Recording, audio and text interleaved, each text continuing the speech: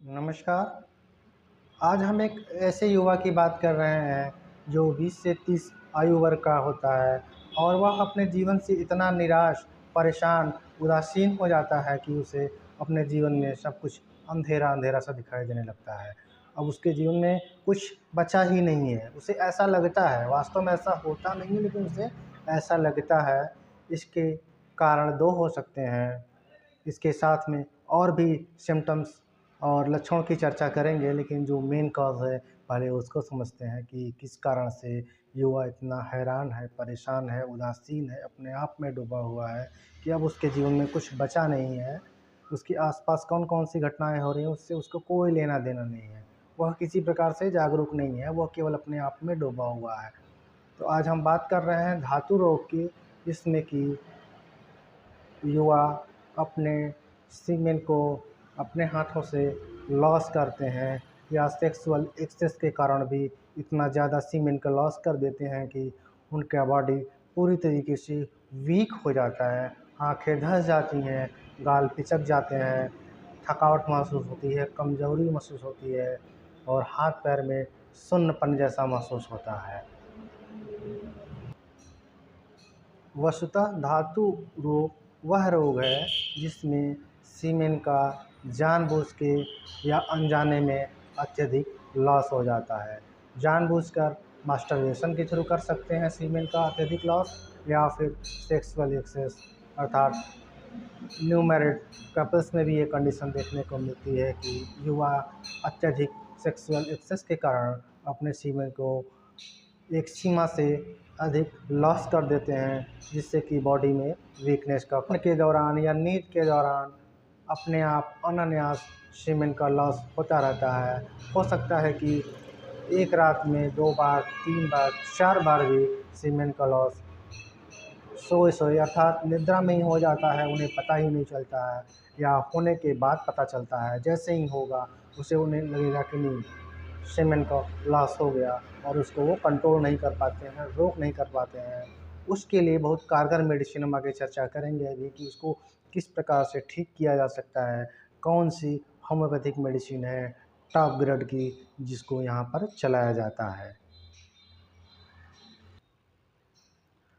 धातु रोग में सीमेन का तो लॉस होता ही होता है, साथ में शरीर का भी डिके क्षय होता है और साथ में मस्तिष्क, ब्रेन और माइंड का इस लेवल तक क्षय हो जाता है कि उसे रखी हुई चीज़ें अपने हाथ में लिया हुआ है उसे याद ही नहीं रहता है कि ये चीज़ पेन कहाँ रख दिए, कलम कहाँ रख दिए, किताब कहाँ रख दिए या कोई ज़रूरी कागज़ात कहाँ रख दिए, हाथ में रखा है, जेब में रखा है या अभी 5 मिनट पहले लिया हुआ था हाथ में, पता नहीं, याद ही नहीं आ रहा है कि कहाँ पर है। ये सिम्पटम्स धातु रोग में अक्सर देखने को मिलता है।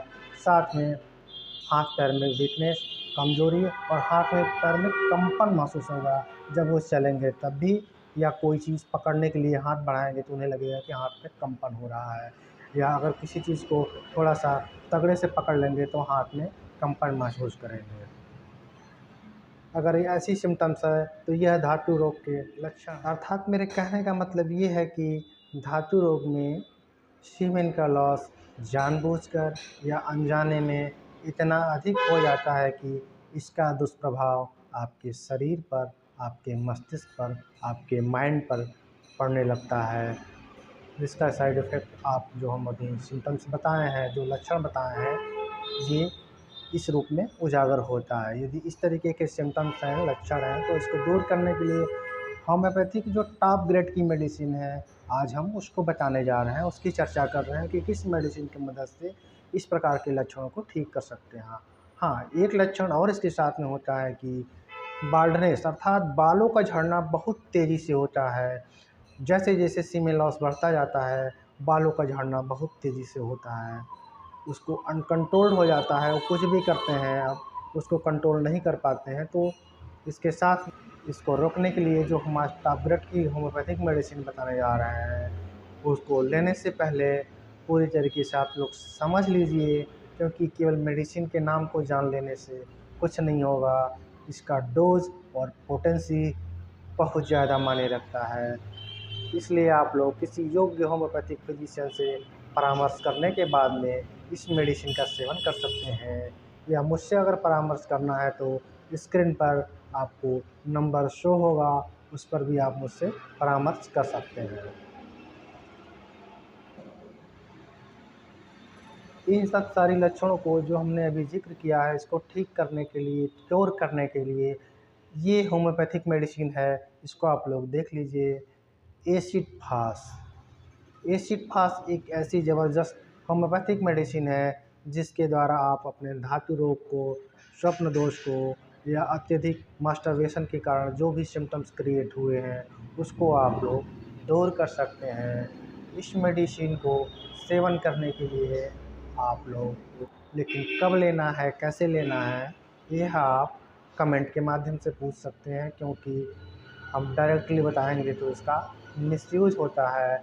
या तो आप लोग ऑनलाइन कंसल्टेशन उससे कर सकते हैं, या किसी योग्य होम्योपैथिक फिजिशियन से आप लोग परामर्श करने के बाद में इस मेडिसिन का सेवन कर सकते हैं, जिससे कि आप इन सारी समस्याओं को दूर कर सकते हैं। तो चैनल को लाइक कर लीजिएगा, सब्सक्राइब कर लीजिएगा, शेयर कर लीजिएगा, जिससे कि आप लोगों को नोटिफिकेशन मिलता रहे। अगली वीडियो